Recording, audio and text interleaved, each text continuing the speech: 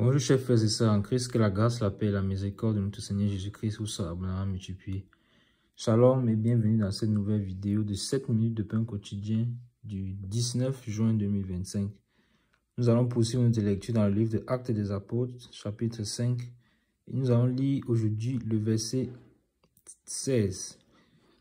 Donc, nous avions déjà vu depuis le verset 15 que le Seigneur accomplissait des miracles par la main des apôtres et principalement par l'apôtre Pierre, qu'il avait déjà utilisé dans le chapitre 3 pour la guérison de ce boiteux qui se tenait à la porte du temple appelé la Belle et qui était depuis sa naissance, qui n'avait jamais marché.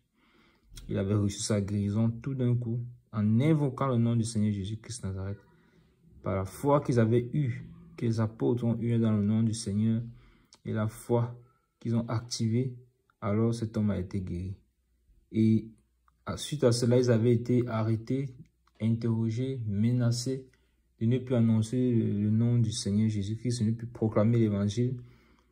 Mais lorsqu'ils ont été libérés de la prison, ne sachant comment les arrêter, ils sont retournés chez les frères et ils ont raconté tout ce qui leur est arrivé. Les frères ont levé la parole en demandant au Seigneur non pas de les cacher, non pas de les protéger, non pas d'empêcher que les hommes du peuple, les chefs du peuple, les chefs du temple, les sacrificateurs et autres mettent la main sur eux, mais plutôt que le Seigneur fasse encore d'autres miracles et que le Seigneur les fortifie davantage pour que ils annoncent l'évangile avec encore une pleine assurance.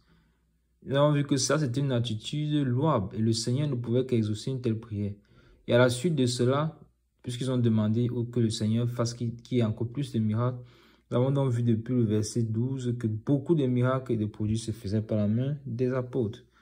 Et ici, dans la vidéo précédente, nous avons vu que le Saint-Esprit utilisait puissamment l'apôtre Pierre, de sorte que même son ombre guérissait. De sorte que même son ombre guérissait les malades. On plaçait les malades en route. Et quand ils passaient pour aller au temple, pour annoncer encore l'évangile, pourtant c'est là-bas qu'on l'avait arrêté. Alors, son ombre guérissait ceux qui étaient là. Et nous avions vu, le Saint-Esprit nous a fait comprendre que en réalité, ce n'était pas son ombre, mais c'est pour que l'ombre apparaisse, il faut qu'il y ait d'abord le soleil qui brille. Et quand le soleil brille maintenant, ça frappe maintenant sur la chair. Et la chair maintenant produit une ombre. Vous voyez?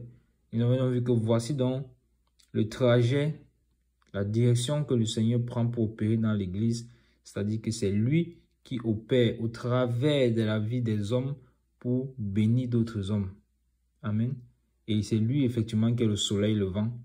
Et il nous donne donc ses dons aux hommes pour que les hommes puissent les mettre au service de l'église. Donc, aujourd'hui, nous allons lire le verset 16 pour voir la suite de cela. Je le lis dans le nom de Jésus. La multitude accourait aussi des villes voisines à Jérusalem, amenant des malades et des gens tourmentés par des esprits impurs. Et tous étaient guéris. Amen. Vous voyez, mes bien-aimés, ce verset-ci est clair et il n'y a pas beaucoup à dire. Il n'y a pas beaucoup à dire là-dessus.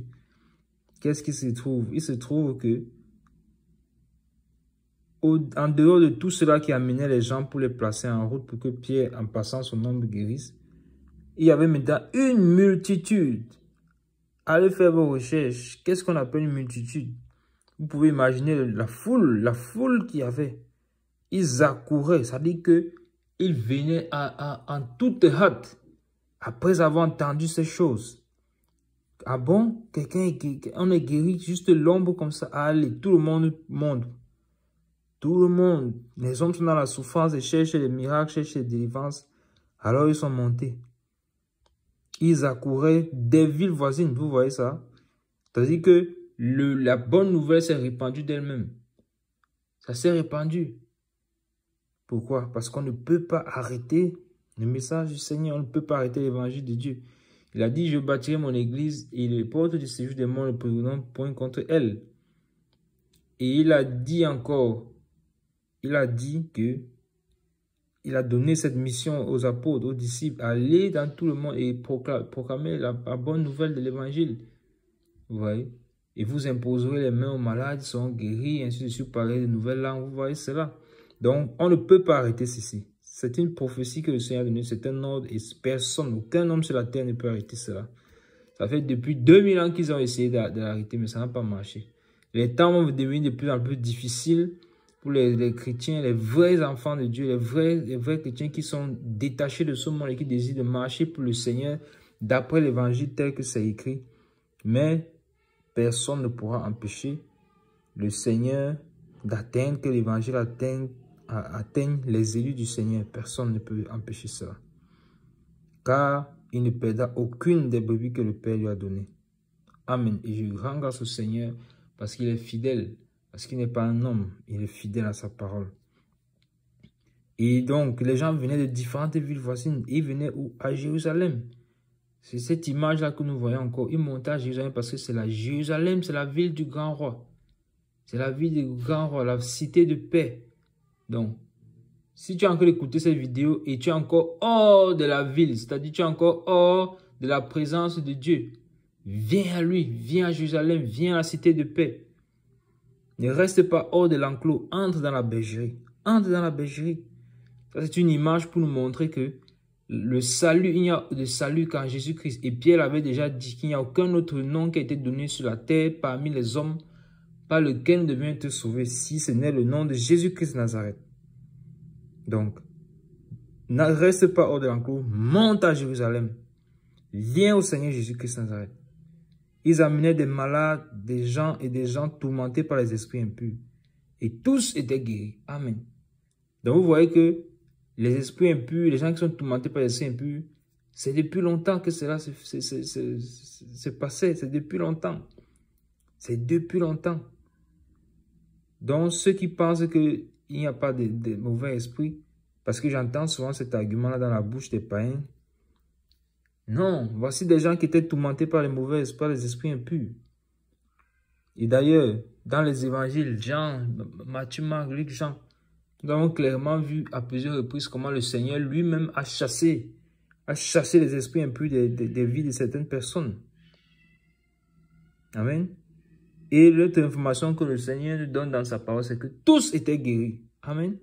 Donc, comme on disait depuis, et on est toujours en train de le dire, le Seigneur est en train de restaurer son église pour la rendre glorieuse. Et quand il veut la rendre glorieuse, c'est pour que, après avoir fait un jugement, parce que le jugement commence par la maison de Dieu, nous l'avons vu avec le cas d'Ananias et Saphira, il installe dans la crainte dans le cœur de ses enfants, la crainte envers son nom. Et ensuite, maintenant seulement, il peut maintenant se déployer dans toute sa gloire et opérer à travers les miracles et les prodiges. Et bien sûr, nous devons marcher, demeurer dans la sainteté. Parce qu'il n'est pas juste question des miracles et des prodiges, nous devons demeurer dans la sainteté. Et tous étaient guéris, tous étaient guéris. Le Seigneur ne laissait personne en reste. Dans la même manière qu'ils partageaient toutes les choses, ils avaient tous en commun, rien ne disait que son bien appartient à propre. Ils demeuraient dans l'enseignement des apôtres, la communion fraternelle, la façon du pain. Ils étaient également tous guéris. Il n'y avait aucun indigent parmi eux. Et vous voyez donc comment le Seigneur opère. Le Seigneur opère. Voici l'état que le Seigneur veut. La maladie n'est pas dans le plan de Dieu pour l'homme. Mais c'est à cause du péché. Donc tous étaient guéris. Donc si nous demeurons dans le Seigneur, si nous demeurons à cette origine, à ce que le Seigneur a établi, comme il a établi dès le départ, alors, mes bien-aimés, il n'y a pas de raison que la maladie soit au milieu de nous. Sauf si ce n'est une maladie qui contribue à notre salut. Parce que Dieu est souverain sur toutes choses. Amen. Donc nous arrêtons là pour juste tout pour les 16 minutes de pain quotidien ce jour. Que la grâce, la paix, la miséricorde de notre Seigneur Jésus-Christ vous soit abondamment multipliée. Shalom.